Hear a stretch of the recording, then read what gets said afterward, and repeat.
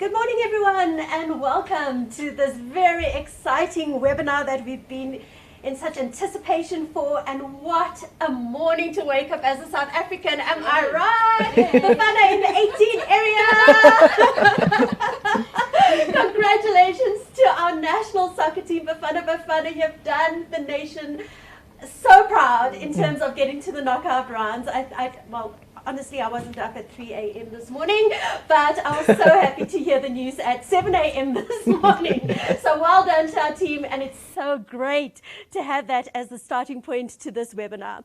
This webinar, of course, is going to be really thought-provoking and much-needed discussion and dialogue in this, the Youth Month, and as we round up, actually, Youth Month. So very special welcome to everybody who's joined. I hope you're all in high spirits, but a special welcome, of course, to our EWSETA chairperson who is joining us virtually, and to our acting chief executive, Robin Vilakazi, and to our wonderful distinguished panelists, two of whom are in the studio with us this morning, and two are online with us. And most importantly, to our media partner, Inside Education, who has made this webinar possible. And thank you for making this wonderful studio available to us, and to you, our youth and stakeholders online.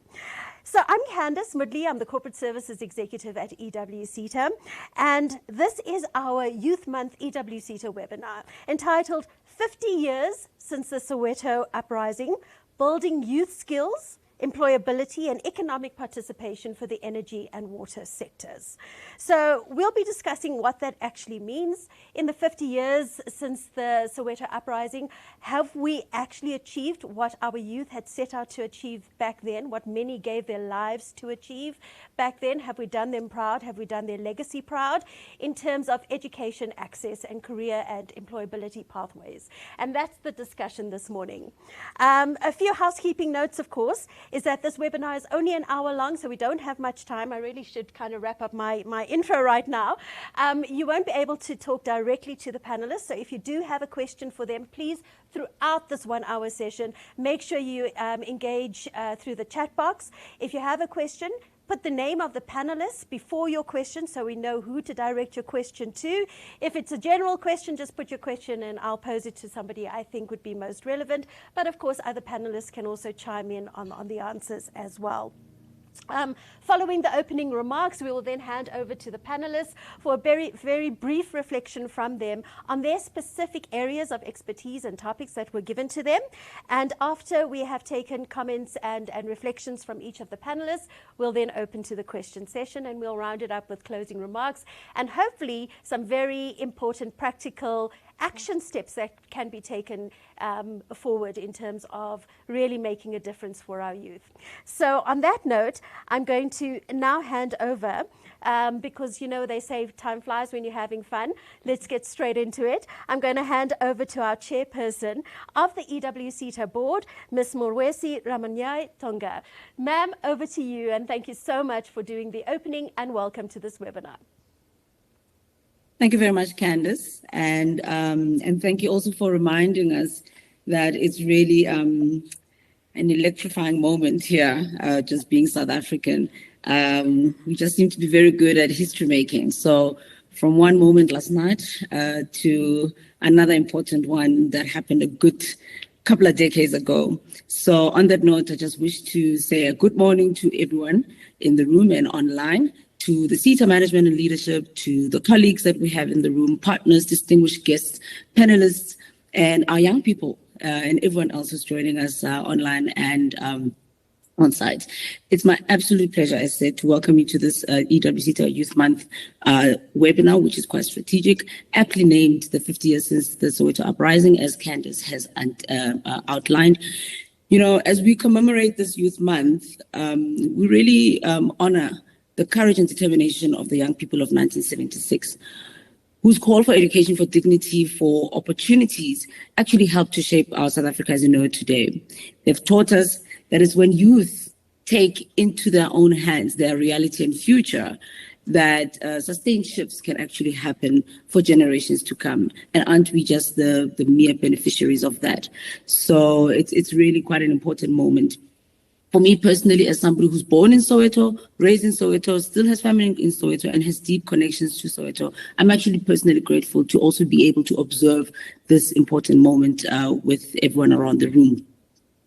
And upon reflection, 50 years later, the Soweto youth legacy challenges us to think importantly around some key questions. One, are we creating enough opportunities for young people to participate meaningfully and gainfully in our economy and society? What do those look like, or what should those look like? And more specifically, in the energy and water sectors.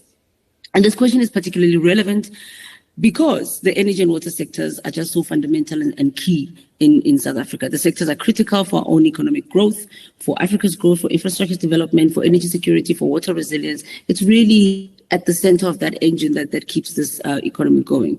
And there also are sectors that affect and can create real-life challenging opportunities for young people through skills development, artisan training, workplace learning, entrepreneurship, self-employment, and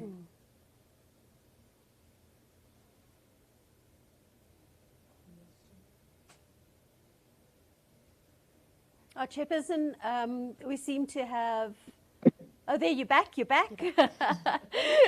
Yeah, Okay. sorry, there was a bit of a lag, but you're back now.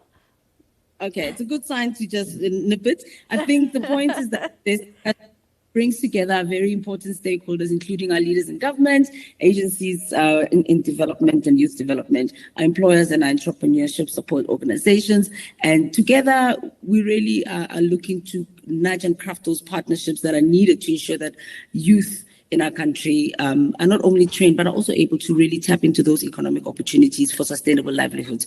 So I want to just extend a warm welcome to our panelists. Thank you very much for showing up, for giving us your time and sharing your insights and expertise. That's really appreciated.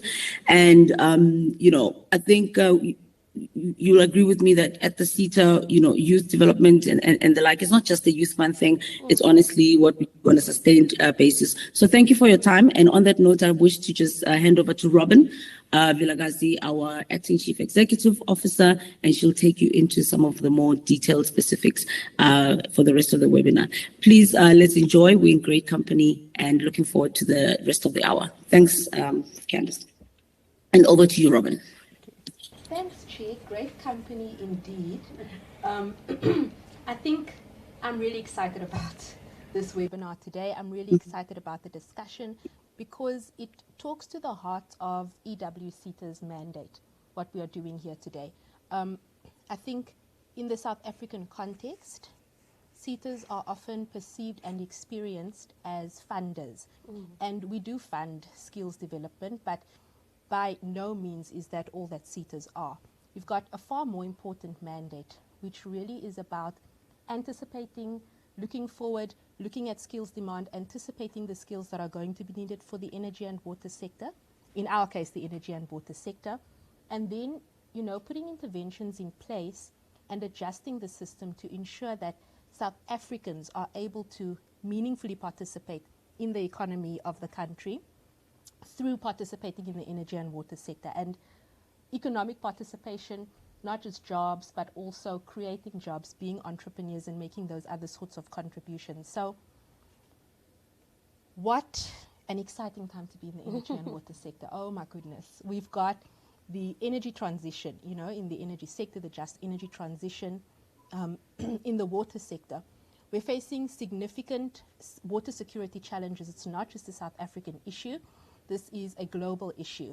And then you've got cross-cutting things. We've got significant infrastructure build that's been ongoing, that is planned in the energy and water sector in South Africa and very necessary. We are, with other sectors, we are also being heavily impacted by technological advancement, technological change. It's very rapid. And then sustainability and climate change cuts across the energy and water sectors. And that's why I say, what an exciting time to be in the sector, because we're looking at not building a workforce that's only technically capable, but a workforce that is adaptable, that is future focused and future ready. And so if you look at that from the perspective of youth that we are looking to develop, we know in South Africa youth employability, youth unemployment, a significant issue. Really, it occupies a lot of our thinking. It keeps us up at night. But this question around skills development for youth in the energy and water sector, it's not just a social imperative. It is a social imperative, but it's not just a social imperative. It's also an economic imperative. You know, for our country to be sustainable, for our country to be globally competitive, we've got to be sure that our energy and water sectors function, that they function properly. And in order for them to function properly, there's no way that that's going to happen without, you know, a very capable and a very suitable workforce to be able to carry those sectors. So it's very clear to us at EWSETA that this economic imperative question is not a problem that we can solve on our own. It's not a challenge we can take on our own. And I think many of the partners, the voices in the room, will know that as well. It's going to take really proper and successful and capable partnerships and collaborations.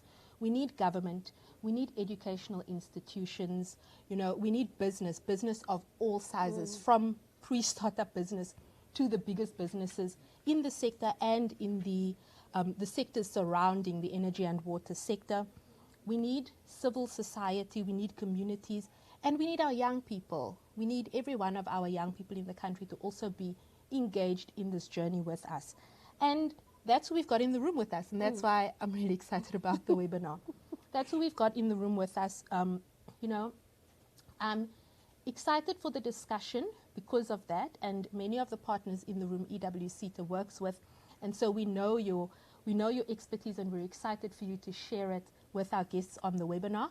I'm looking forward to a discussion that doesn't, you know, just focus on challenges. We know our challenges, and there are many. But what we are seized with is really, what are the practical actions? What are the practical solutions? What's really going to work for us in South Africa? Exactly. That's what I'm looking to get out of the webinar. I'm excited. So I want to thank you, panelists with us online. Thank you so much for joining us. And yeah, really looking forward to the discussion. So I'll hand back to you, Candace. Thank you. Thanks so much, Robin. Well, thanks to our chairperson, Ms. Tonga, as well as Robin, our acting CEO, for the opening remarks and, of course, for setting the context. And I agree, Robin, that we know the challenges, and yes, we can reflect on them. It's important to be honest with ourselves. But I think that the crux of this webinar this morning is really to consider how we can collectively create stronger pathways for education, skills development, employment and entry into employment and self-employability, as the chairperson spoke to, opportunities for workplace learning, which is a big challenge, but then let's have a solutions mindset to say, okay, we know that is a challenge. What can we do about it? And I think really what we're asking for is absolute honesty from the panelists, as well as some of the comments from our youth, in terms of, in these 50 years, have we honestly done enough? And what we see, you know, have we done enough to create those pathways, those entry points, those opportunities in our own areas of responsibility, whether that be in business or in the post-PSET sector or in the civil society sector or even at government level? And if we haven't, then what should we be doing? And I think that comes back to what you said. So it is very exciting. As indicated, I am joined by a very distinguished panel. And I think I'm going to go straight into our first panelist for this morning, who is Cherie Donaldson, who's the lead of Emerging Opportunities, Opportunity Development and Incubation at the Harambee Youth Employment Accelerator. So Cherie, good morning to you. Hey. And thank you so much for joining us. We've seen you on many panels, and I think you're quite passionate about this very topic as well. So Harambee has been at the forefront of connecting young people to learning, work opportunities, work placement and employment pathways, and helping to address some of the barriers that present young South Africans from entering the labour market. So from that perspective, and from the perspective of creating pathways from learning to work, how can we better support young people as they transition from education into meaningful employment? And for you, Cherie, what partnerships will be required to bridge the gap between skills development and workplace opportunity? Okay, thank you. And thank you for the opportunity to to be part of this panel. As you mentioned, I mean, it's the work that Harambee does. It's what we wake up for every single day, is to help reduce the problem of youth unemployment in South Africa. So it's a really, really important and really key to the people who work at Harambee. I mean, obviously Youth Month is such a busy month for all of our organizations, but I think for me, like reflecting on why it's so important. We had the struggle, we had the Soweto Uprising, and that was about education. And I think the challenge for young people now is as urgent, but it's not so much about education. We have much better, not enough, but much better access to education, but it's about access to jobs. And that is so important because it gives a person dignity, it helps create sustainability for your family. So the struggle is as important, and that's why the solutioning is so important as well. We know, I spoke about education a little bit, we know that if you have a degree or a diploma, you're much more likely to get employed. The absorption rates actually go up quite substantially. So if you don't have a matric versus if you have a matric, if you have a diploma, if you have a degree. And that is still true. I haven't looked at stats for a while, but a partner of ours actually went through a tracer study, and in their own tracer study, it came up exactly like that as well. So we know that. So getting young people and educating them correctly is the first step. So if they've got the right qualifications, it's easier to get into the world of work. Doesn't mean that there's not challenges, and those are some of the things I'll talk about as well. I think I talked about doing education correctly. We work with one partner that does apprenticeship training. They have had 2 cohorts that have graduated in plumbing and only plumbing firstly, but they've got other trades coming online this year, or that will qualify this year. They have a 97%, plus 90% absorption rate, and the average salary of those APPEs, or now qualified tradespeople, is over 20,000 Rand a month. So when we get it right, it's worth doing. And those are the stories that we need to tell and amplify, because that's where the shortages also sit, especially in those technical things. So at Harambee, we believe talent is there. Young people have talent, and I'll try to stick to my time. Young people have talent, but the opportunities and the pathways are not clear. Young people are often encouraged into things that are perceived as easier lives, but they're not necessarily where the opportunity sits. And I think that's part of the history of where we come from. We all want our children to have an easier life. We want them to have an office job because we perceive that as easier, but it's not necessarily the right thing. So we almost need to do career guidance for parents as well as for young people. But so we know young people are willing to work. They want to work, but they struggle to get the opportunities. They struggle to know where those things are. Employers battle to find young people, and they want young people that are not just technically skilled. They want young people that are ready to work. There's huge debate about where that responsibility sits, but it is a request from employers. So how do we enable that? The transition from education to work is fragmented. It's still hard to find a job even if you have education. And then gaps do exist between what employers want and what qualifications deliver. And there's some great programs, the Power Up program, some great programs trying to address that, but I think we need to coordinate those kind of programs on a much greater scale. Employers, we know, face increasing demand. We've got all of the changes happening in the energy water sector particularly, face growing demand for work-ready, technically ready, qualified people that are also future-ready, which will include digital and AI skills. And are we doing enough of that in our skilling programs as well? We also know not enough young people study for technical roles, and that's where I think we need to really encourage young people. So we should, in my mind, we should be building pathways, not programs, and that should be considering 3 things. 1, skilling should be demand-led. And that's hard to do. It's easy to say in practice. We work with a lot of partners. It's hard to do. I'm going to go slightly over my time. Sorry, Candice. It's hard to do. We have partners that will come to us, say they've got funding for training, they need help finding workplaces, which means there isn't demand. Even if we find the workplaces, those young people still have a very low chance of absorption at the end. So why are we training in those areas then? We need to reduce barriers to entry. Young people don't have the networks. Most of us got our first jobs and subsequent jobs. Someone introduced us to someone who helped us get a job. Young people in the demographics of South Africa don't have those social networks. So how do we enable access to those opportunities for young people? They also don't have access to the information about where those opportunities sit. Transport and data costs, we know, I mean, we talk about this a lot. And even if you have data and can afford data, access to connectivity. There's still so many parts of the country that don't have connection, even if you have the data. And so I think the action there is, if you are paying stipends, are you sure that those stipends are covering transport costs? I was chatting to a supplier, partner of ours yesterday. They have a project where they're not allowed to pay stipends in the rules of the funder. So they're paying, they're covering transport.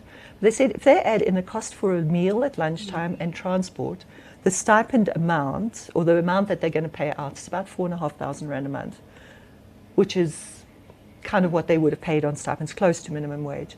But how many of our programs aren't even at minimum wage? And are we really doing a disservice to young people because we know they cannot afford to get to work? Lack of workplace exposure, and I'll talk about that in the closing of the concrete action, and the lack of signals of employability. If you've never worked, you don't have experience, how do you signal to an employer the skills that you have and that you're ready to work, and that you can actually do this job?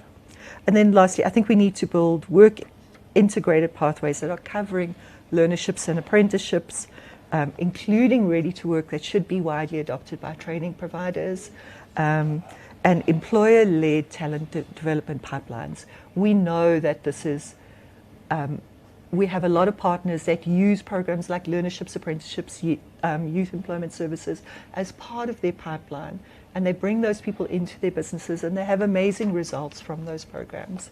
So we definitely know that we need that. And then just 30 seconds on partnerships. I mean, Robin already spoke a lot about the partnerships, but we cannot, not one organization can do this alone.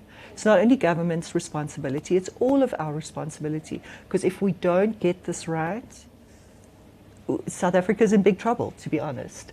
Our youth unemployment rates are crazy. We need to get it right. So partnerships could look like government and private sector. We have a lot of those with like BizGov partnerships, for example, partnerships between CETAs and Harambee, trying to identify and amplify those pathways, and partnerships with, Robin, you mentioned the community-based organizations with young people, with training providers. All of those partnerships need to be coordinated. There's so many disparate pieces of work happening. How do we coordinate them and actually all work to one goal? Thank you. Sorry to go over time. No, that's fine, Sherry. Thank you. I wouldn't have stopped you because it was very interesting. But I think you raised some very important points, of course, some key barriers that still exist that we need to address. And then you've obviously touched a lot on employer expectation. And whether the youth that are coming out of the education pipeline is actually meeting employer skills requirements and their demand needs. So I think it's a perfect sort of segue into our next presenter, who's and panelist, who's Maureen Miles. Maureen is actually the Senior Manager of Talent Management at Rand Water, and she's also the lead capacity building lead at the Rand Water Academy. So Maureen, welcome. You are joining us online from Rand Water, so thank you very much for that.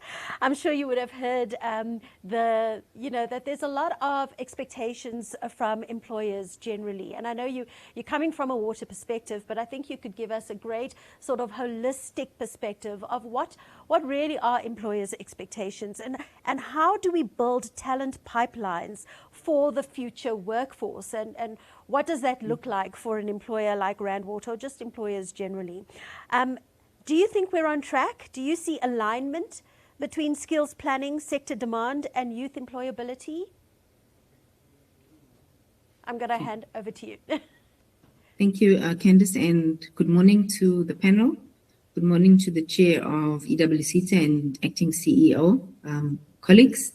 As introduced, my name is Maureen Miles. I'm the talent manager, senior manager for talent at Rand Water. And At Rand Water, we are a very old organization, 123 years old, and we really have a tried and tested remedy or recipe with regards to building a talent pipeline. We've done it for many years, and at any point in time in our organization, we have approximately 300 to 350 learners of various categories, spanning graduates, interns, learnerships, bursaries in our organization. That's approximately 8 to 10% of our total employee population. So we take our responsibility very seriously in terms of giving youth the opportunity. I know the previous speaker spoke about low absorption rates. In terms of our program, certainly in the technical environment, we have quite good absorption rates, and we, especially in our engineering and scientific services fields, we really want to hold on to our graduates because we pour a lot of time, energy into the graduates in terms of getting them work ready. And of course, as you know, the new requirement is around professionalization. So that is a huge drive for us as well. And our Rand Water Academy is actually accredited with EWSETA to professionalize graduates in the built environment. So we believe that we hope that we are a microcosm of what other organizations are doing. I know that if you look at the youth unemployment stats, it's sitting at north of 60%, which is extremely high. That's on top of already high structural unemployment that we have in the country. So the youth are actually getting or bearing the brunt of the unemployment, and the barriers that the previous speaker mentioned, very, very familiar with those. We get youngsters who come in from school, we get graduates who come in, and you need to actually pour 24 to 36 months into a graduate to get them ready to work in our environment. We would like to believe that, and I'm just thinking back to when I was recruited as a graduate into ESCOM in the 90s. And at that point in time, it was really a standard practice for all government institutions to take in graduates. And I recall at the time, ESCOM's total population, employee population, was around 38,000. We were 2,000 learners in that organization. So the government played a huge role in terms of youth, getting youth ready, getting them to a point where they are employable. The challenge that we have is post the training, the absorption. There are no opportunities available for young people to go into, and I think we don't even talk about jobs anymore, because that is going to leave in the generation that's now leaving the workplace. That is something of the past. You actually need to look at what are the alternatives to having a long-term job. And we see many young people doing that at the moment, where they have a number of different things that they do in order to earn employment. So long-term employment, even permanent employment, is something that is fast not even becoming a feature of what young people should look at. Entrepreneurship should be foremost and topmost in the minds of youngsters. And when we come in and when we induct our youngsters, this is one of the things that we tell them up front, to say, guys, don't expect to be employed at Rand Water.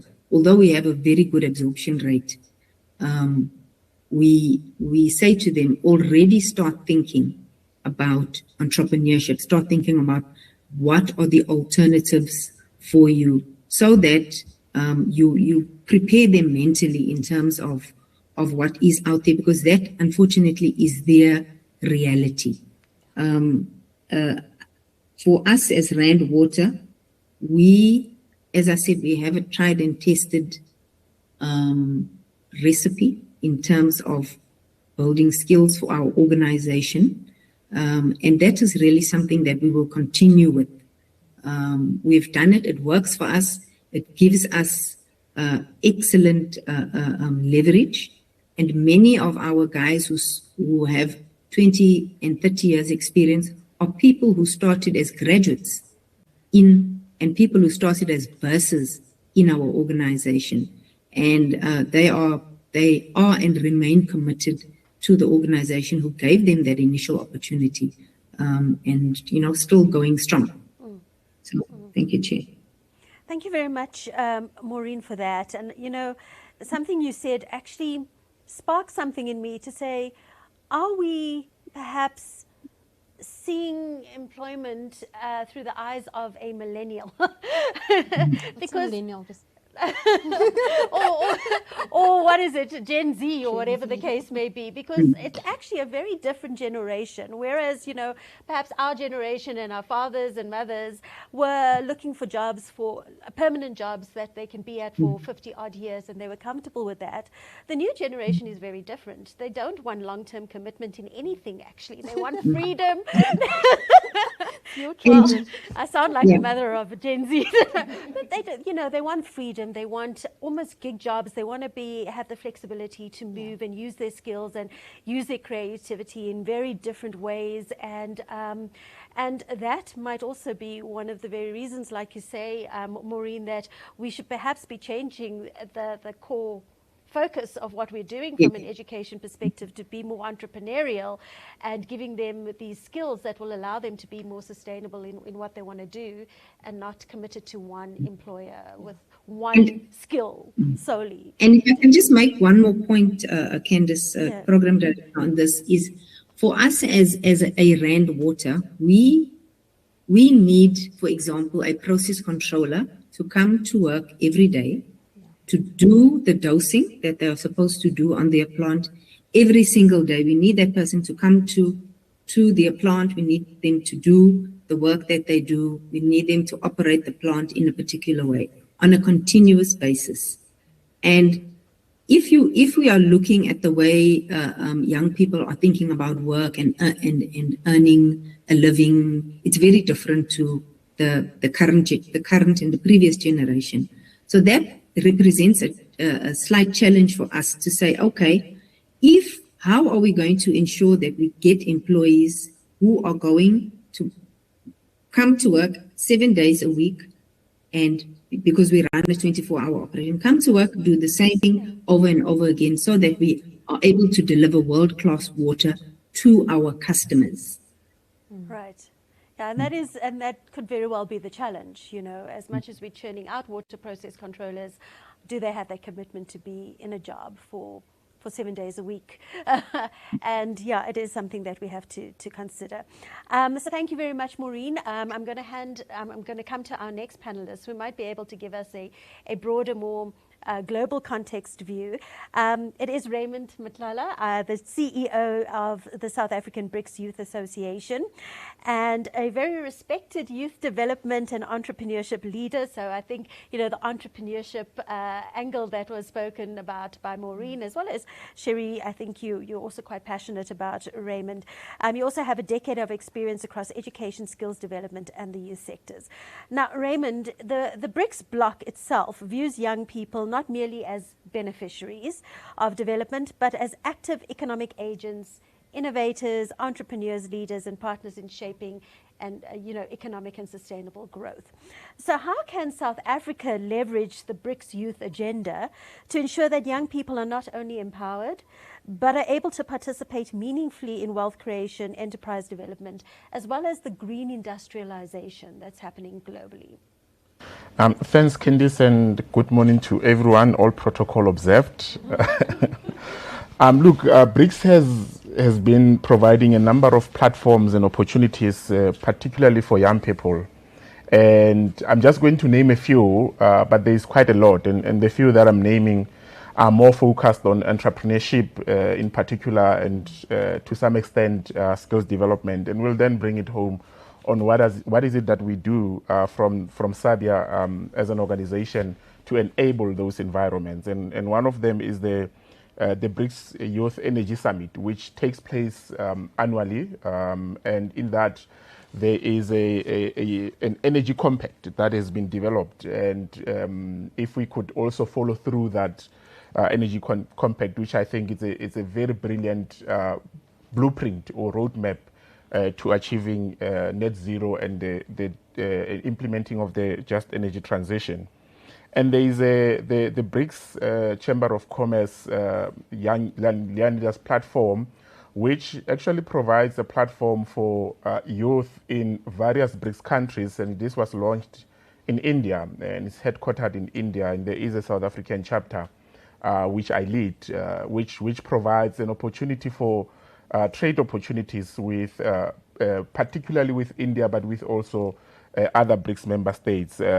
Just in January, we launched and hosted the BRICS AI Policy Lab, and that was to say, in various elements, what are some of the projects in the BRICS member states that would be able to be replicated to other BRICS member states. And one of the fascinating projects which I evaluated was how Ethiopia is using AI in education to provide education for those communities that are facing civil wars and they are displaced.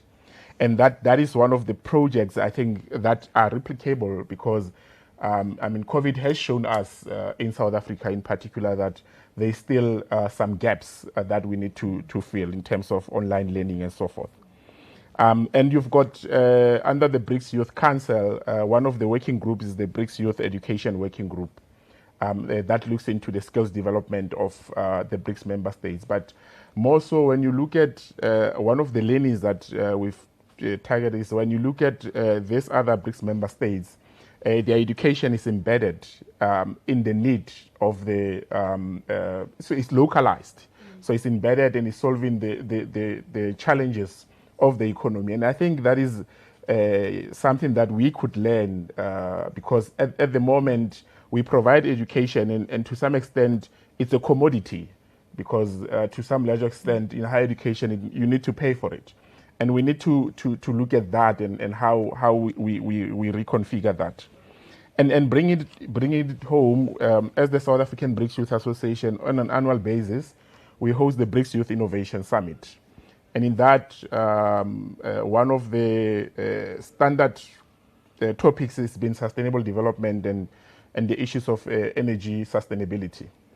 And when you look at the BRICS member states and with the new members now, with UAE and Iran having to join the BRICS, they also have capabilities of energy security that we could tap into as South Africans. And there's also a number of opportunities there. BRICS has been talking about digital currency, the BRICS Pay, and it has not materialized. So one of the discussions I have with young people is create a platform that would provide an opportunity for BRICS leaders to consider in terms of the BRICS Pay and even the trade transactions. We also host the Model BRICS Simulation. I think what we've realized, and we did a quick survey, is that young people are not aware of BRICS, let alone the understanding. And if you're not aware and you don't understand, you won't even be aware of the opportunities that exist in those BRICS member states. And I can tell you now, there is a lot of opportunities, both educational and economic. I mean, when you look at Russia in terms of energy cooperation there and what we could tap into in terms of energy from the Russians. When you look at China, it's around AI and manufacturing, how we could tap into that. In fact, I was speaking to a colleague who's based in China, and I said, because what we've been doing is speaking to trade missions of the BRICS member states to identify opportunities for South Africans in those respective countries. And they said China does not have the land and the weather environment for food security. So that is something that China really needs. And we're talking about over 1 billion population. Even from South Africa alone, we can't even supply China with tomatoes. We have to tap into other African countries to ensure that we then do a consortium of that. So those are some of the opportunities that we exist. When it comes to India, India is very good with IT and entrepreneurship.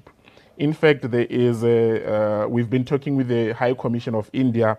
There's a program called iTech, and it provides technical skills fully funded for young people. Over 1,000 programs that absorb young people to India for a couple of weeks and months. I think it's from 2 weeks to about 6 months.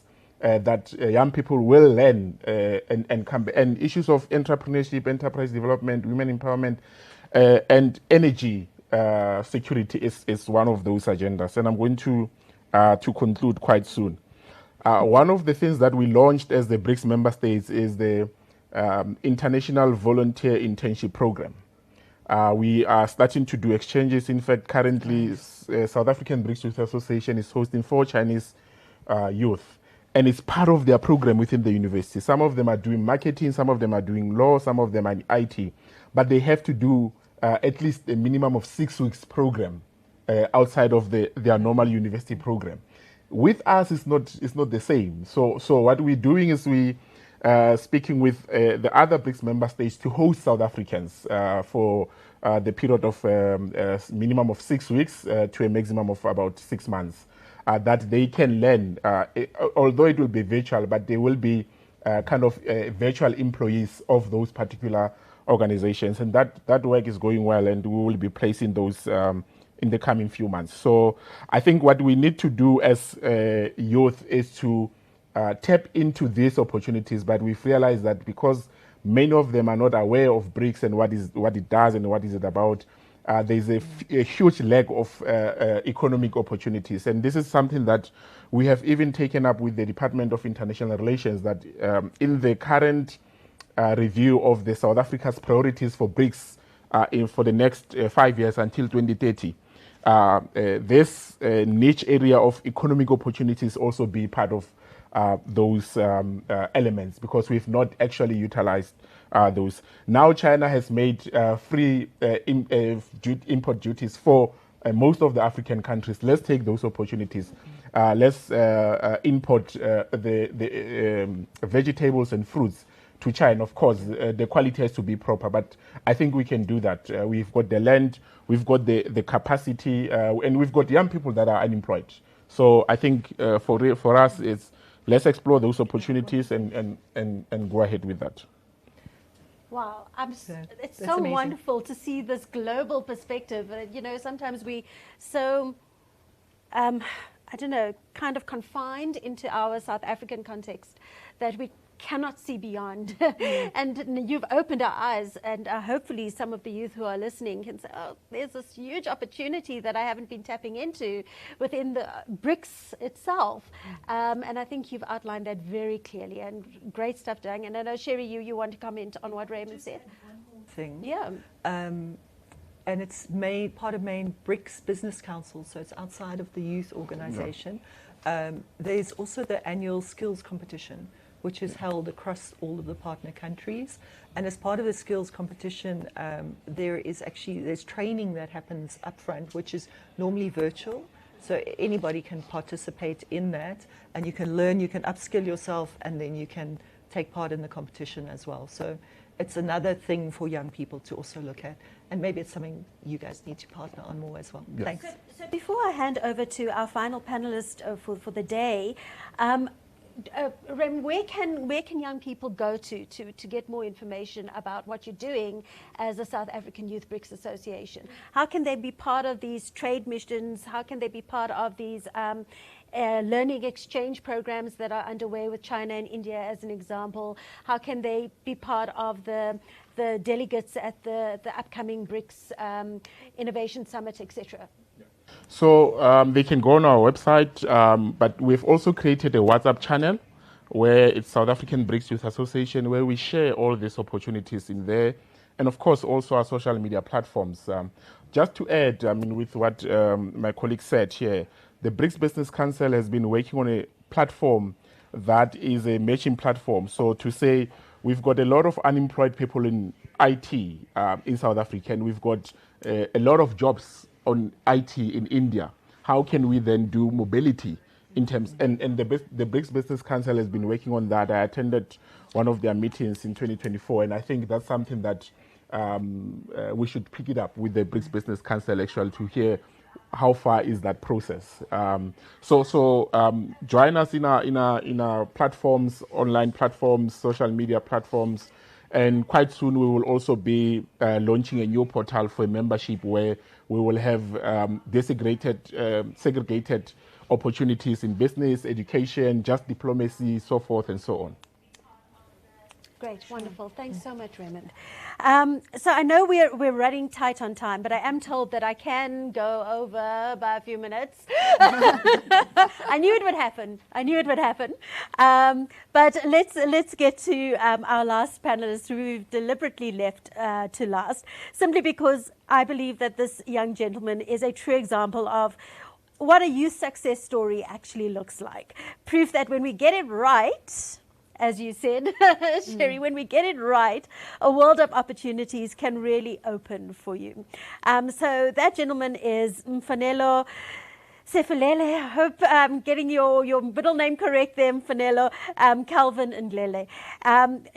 And he's a South African entrepreneur, researcher, innovator, and who's gained recognition for developing technology-driven solutions to address energy, water, and sustainability challenges. I have personally encountered him at various platforms, especially the Green Youth Indaba. He's a founder of Electric Coal Technologies, a green technology company focused on alternative energy generation and smart water management systems. But most excitingly is that he's actually an EWSETA beneficiary, where he participated in one of our renewable energy and water skills transfer programs, which helps strengthen his technical expertise, leadership capabilities, and commitment to developing innovative solutions to address South Africa's challenges. So Mfanelo, welcome. I know you're joining us online. Please, can you share your personal journey perspectives from skills development to entrepreneurship? You are, wow, flying and creating waves and doing amazing, remarkable things. And I'm so jealous because I wish I was young again to be able to be working with you and someone with your energy and vision. So, yeah, can you share your journey with us and really what your message for youth who want to see you and be like you? What do we need to do? What do they need to do? Well, firstly, all protocols observed. I'd like to greet you once again, Candace. You've played a phenomenal role in getting us to this far. It's been a journey of resilience, skills, articulation, and making sure that we fail fast. So the skills that we actually realized were important when we started our company was focusing on utilities. If you do understand, about 438 million Africans still don't have access to clean, drinkable water. And then it's about 150 million Africans that don't have access to electricity, which then focused us. And we basically directed our energy to addressing those challenges. Currently, we have patented and trademarked solutions. This is one of our innovations, which is proudly funded by the Energy and Water SETA, the Technology Innovation Agency, the Water Research Commission. Microsoft is also one of our partners. And on the 1st of July, we'll be demonstrating our system at scale, which we're rolling out with the #1 water service authority in the country, with our other partners, Google South Africa. I'm actually chuffed that we're using Google platform to actually host the webinar, because we've just recently partnered with Google South Africa. But in essence, the primary focus for me, when we were starting out, was to look at the critical skills, in terms of understanding what the energy space looks like and what the water space looks like. When we first did our initial research as far back as 2015, we realized that there wasn't a lot of digitization of the water sector. So what we do with this device, we can, in real time, monitor water quality, track volumetrics, track water flow, immediately report on leaks, and then share that data on our platform, which is already live on Google Play Store and Apple App Store. I was supposed to be in studio today, but I'm actually on my way to the US consulate to do my visa interview, because we've been invited, I've been invited by the newly minted US ambassador, Lieutenant Brent Boswell III, to take part in a program in Washington, D.C., where they're actually going to further enhance my ability to articulate and implement AI in addressing the water challenges in Africa. Yay! So it's quite exciting. Pause, we're giving you a clap. I got the call on Tuesday. So I really wanted to be in studio. But then just to bring it back again, I mean, this is all a clear example that, you know, when you get the right support, you get the necessary skills, you can actually develop a solution. This is patented and trademarked by the support of various institutions. But had we not taken part in the skills development program as far back as 2020-2019 financial year, which was supported by the Energy and EWSETA, we wouldn't be here today. We're currently a team of 15 young people. I'm young, it's just that I've lost hair because of the level of thinking that I do. I also resemble or look like our board chairman, the former Statistician General, Dr. Pali Lehotla, who's our board chair. So I tend to often get that comment, hey, you look like Dr. Pali. I'm like, well, he's a great thinker. He's got 3 doctorates, by the way. So I'm only chasing my first one now. So again, for young people to really embrace and understand the future, you know, it's AI driven. So anything you do, you have to have AI incorporated. For example, we are now in talks with a US firm, which is going to invest about $6 million into our business.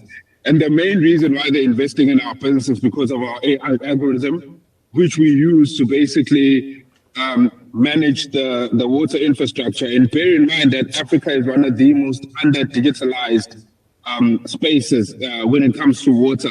So we really are at the forefront of the cutting edge in terms of driving real-time water quality analysis, real-time water quality, flow rate management systems for the community. Because in actual fact, with the Water Service Authority that we actually have a project going on with now, I can't say who they are because of the confidentiality clause, but they're starting a new financial year on the 1st of July, and we're kicking off our first workshop.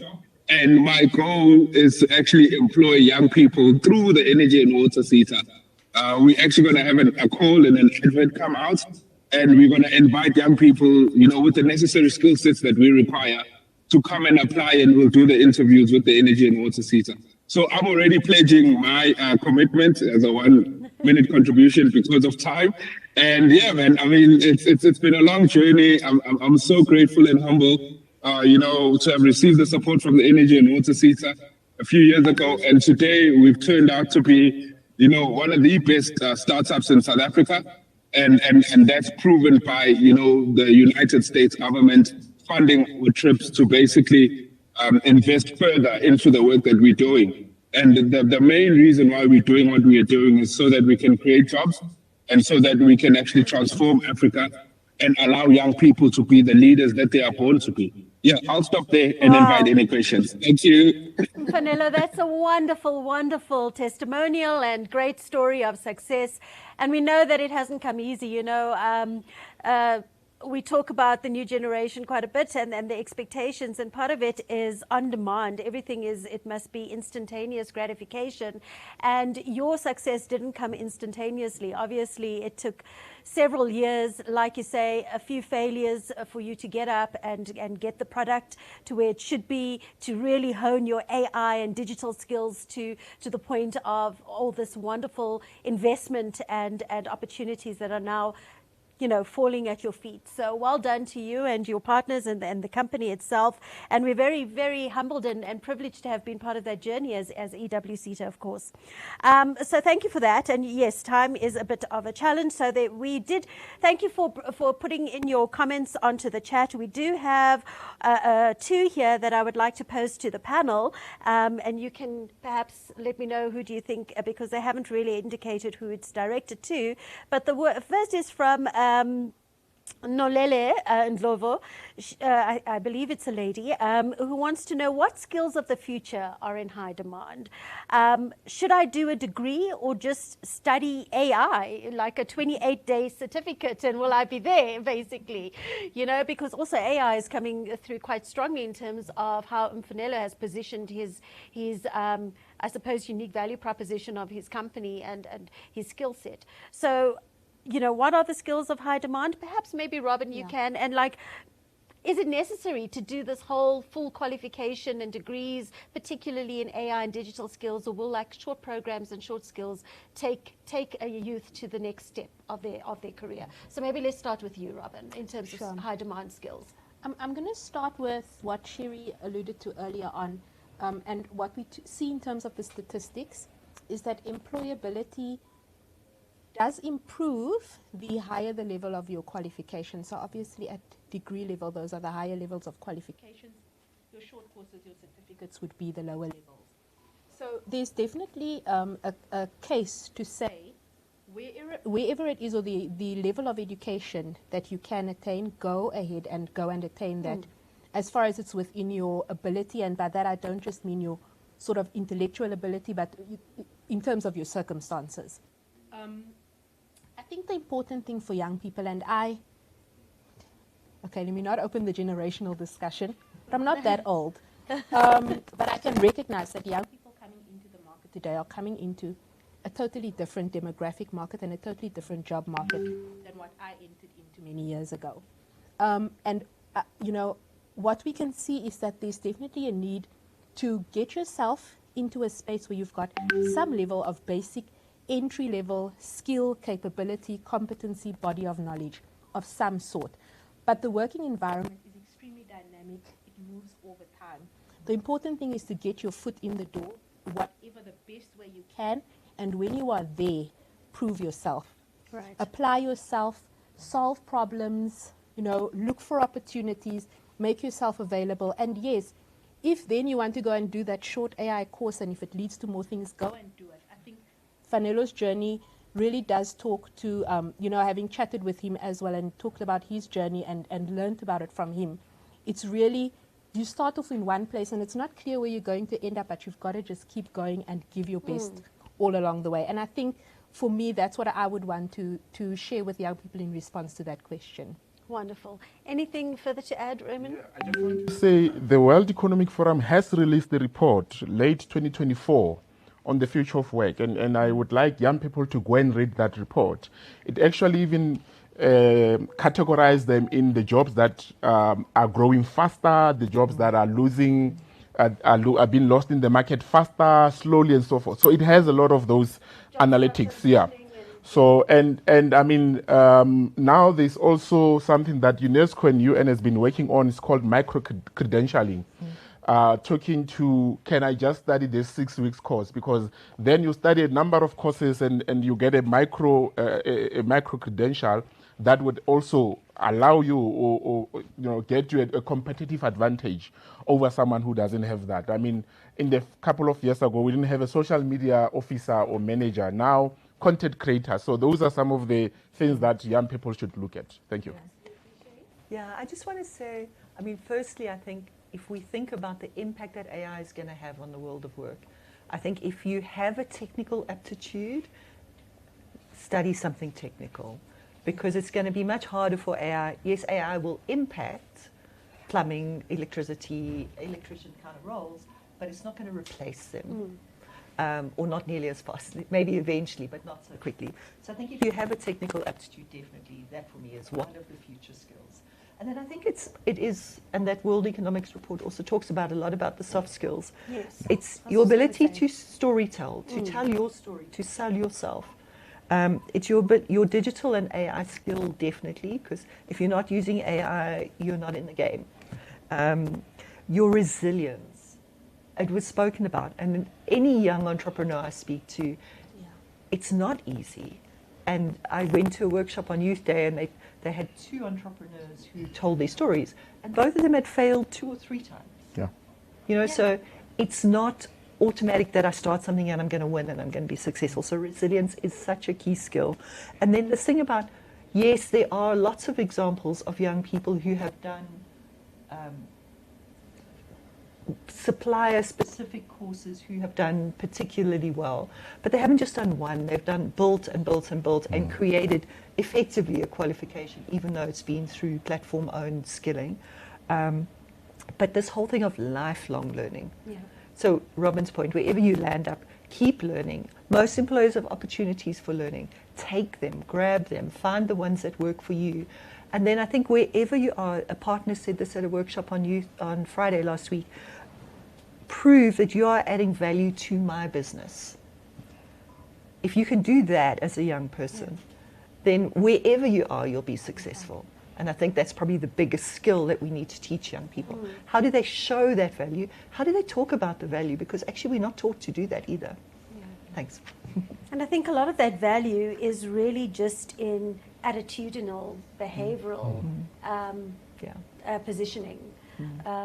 Because the technical skills to a large extent can be taught, but the attitudinal, soft skill, EQs, and all of that is equally important in today's job market, I think.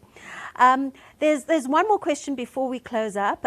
We are slightly over time, but I was told we can go a few minutes over, so I'm taking that opportunity, and I'm hoping we still have our online audience with us. It won't be much longer, maybe 5 minutes. And maybe this is for you, Maureen, if you're still with us. Do you believe South Africa is producing enough trades people, especially plumbers and electricians, to meet the current needs? I know you said perhaps the biggest challenge is absorption, but at this point, are we churning out enough skilled plumbers and electricians to meet the need? And if we are, then where is the challenge? Do you still believe it's on the absorption side? Thank you, Candice, for the question. Definitely, I don't know if you will cast your mind back to the Decade of the Artisan, which was an initiative a couple of years ago, and there they had quite an ambitious target, around 30,000 artisans to be trained, and I don't think we actually came close to that. For us in Rand Water, artisans are the backbone of artisans and process controllers are really the backbone of our operations. We can't do without them. So certainly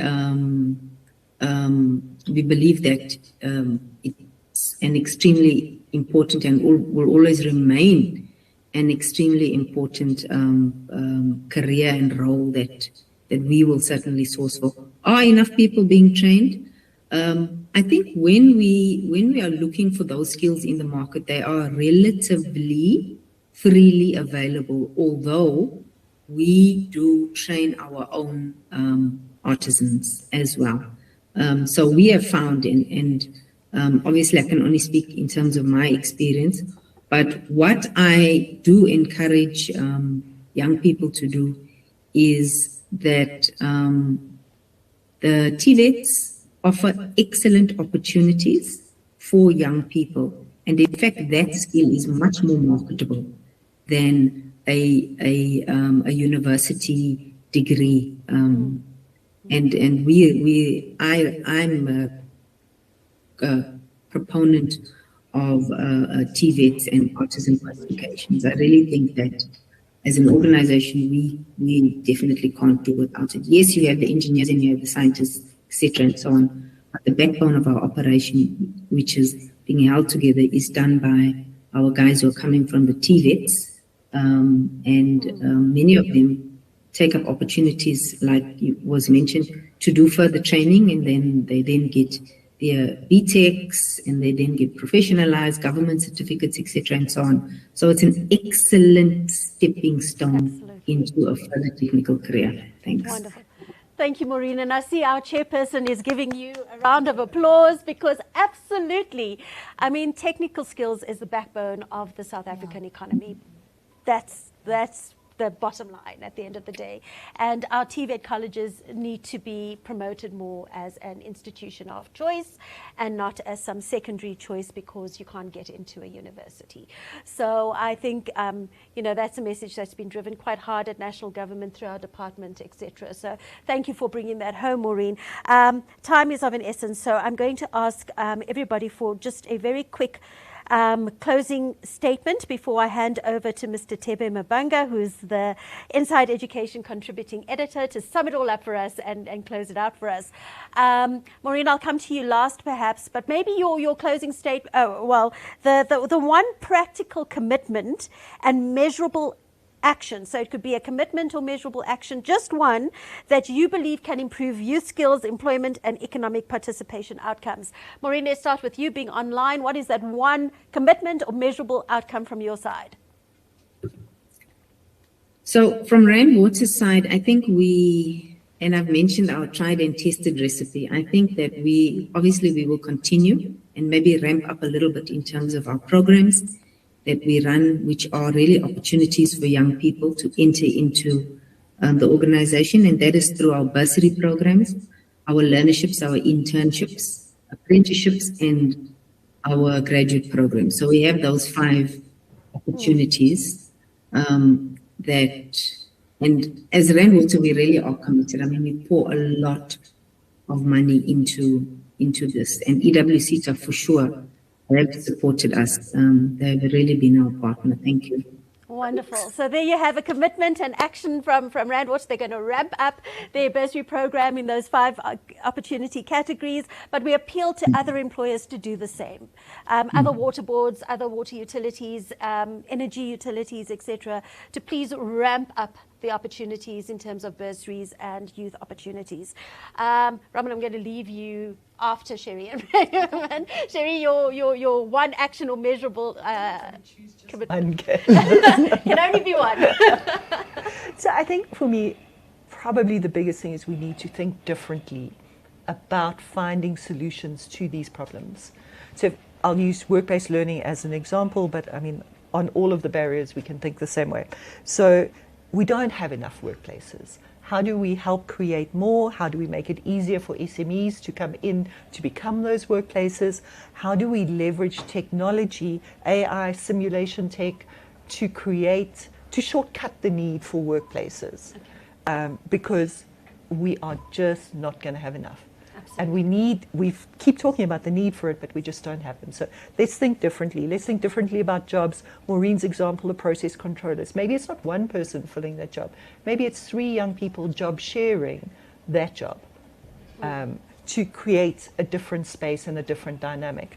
And I'll leave it at that, but yeah, so many other things to think about as well. Thank you. Fantastic. Thank you so much. So it's about changing the way we see and provide opportunities for workplace learning and how we see jobs at the end of the day. Yeah. And thinking out of the box. Thinking out of the box, basically. Okay, fantastic. Raymond, from your side. Revitalize TVET and fully fund it. Make it fashionable, rebrand it, because at the moment it's branded as for those who didn't get into university. So we need to do, and I know in government we've been saying that we need to do a lot. In the previous years we used to have the CSTO, coordinating SETA TVET office, which EWSETA was part of, by the way, in 2018 or so, and I used to run that project.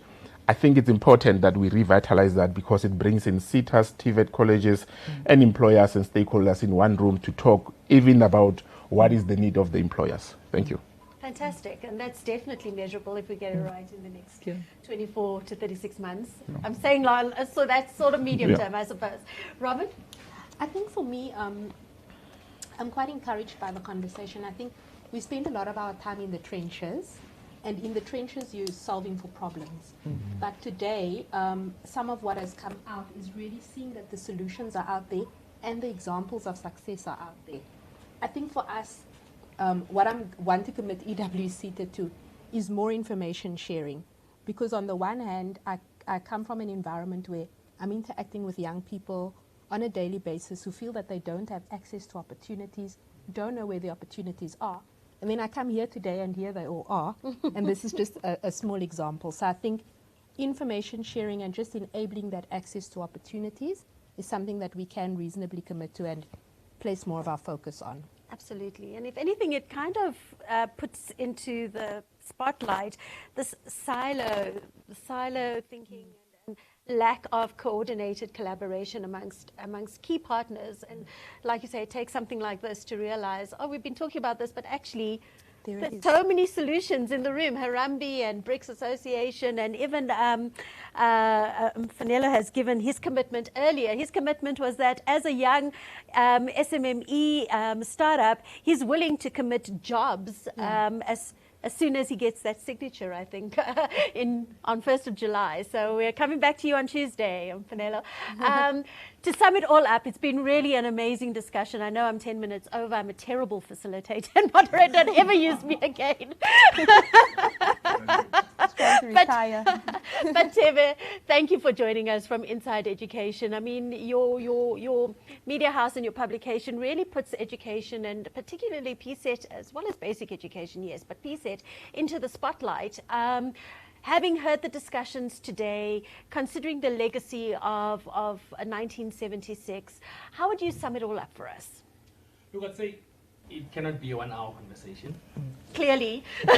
Nor can it be a 40-page conversation that we try and fit into our every print edition.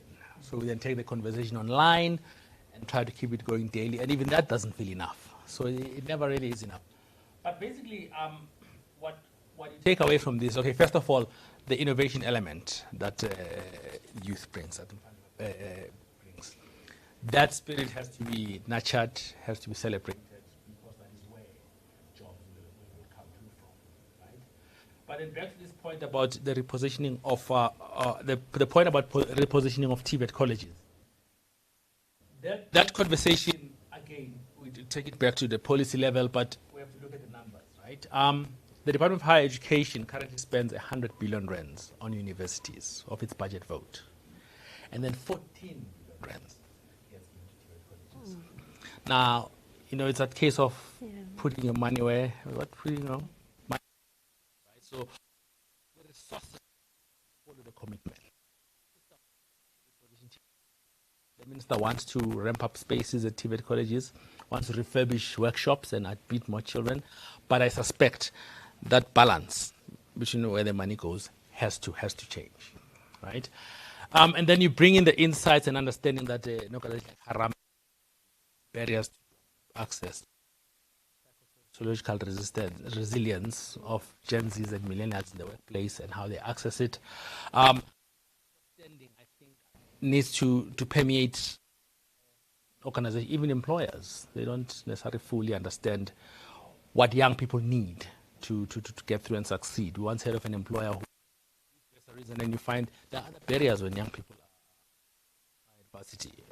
They found something as basic as a kid has gone through school, and something as basic as needing glasses to be able to concentrate on things in lectures. They've gone through an entire schooling career, so such factors are not necessarily fully understood, and the insights that like Harambee bring have to be shared and used more widely.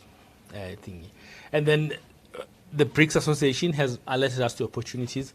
The zero tariff policy by China, even the ambassador from China made this point recently.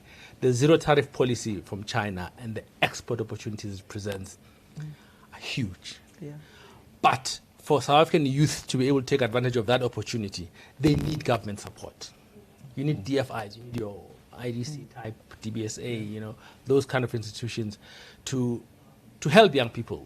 If you say we can't export enough tomatoes to China, well, then let a young person be helped to access 5 hectares and develop, plant whatever. But to do that, you need that governmental institutional support. Commercial banks don't quite do it. Young people can't do it with their own capital or family or legacy capital. So it has to be done by developmental financial institutions. And then other players can come into that. But government have to crowd in that kind of support. Without that, nothing will get moving and young people will not be able to access those opportunities. Then the frustrating conversation of they are left out of opportunities, youth unemployment, that cycle will then persist. So someone has to unlock a channel somewhere. But as we say, it's never a 1-hour conversation, which is why we we hope to see you back soon. See you back here soon, you know. Next month, Some- same time, same place. We can take it to the next level. But Tebe, thanks. I think that was a wonderful summation of the discussion today. And time to conclude, unfortunately. We really hope that we can have more of these engagements, online engagements with you as our audience and with our panel members or other stakeholders who are keen to lend their voice to some very critical youth issues that still plague our country. So as we honor the courage of the youth of 1976, let us celebrate the potential of the youth of 2026, a generation uniquely positioned to drive innovation, enterprise development, and sustainable economic growth. From EWSETA, I'd like to thank all our wonderful panelists once more, our chairperson who's remained online throughout. Thank you, Chair. We really appreciate your support and, of course, the board support. And to our delegates who have remained past the 11 o'clock mark, thank you for joining us. We hope to have you join us again soon. Please keep a lookout on our socials, on our website for more of these webinars that we'll have in the next coming months. Until next time, take care. Bye-bye. Thanks, everyone. Thank you so much, everyone. It's been you. wonderful. Thank you.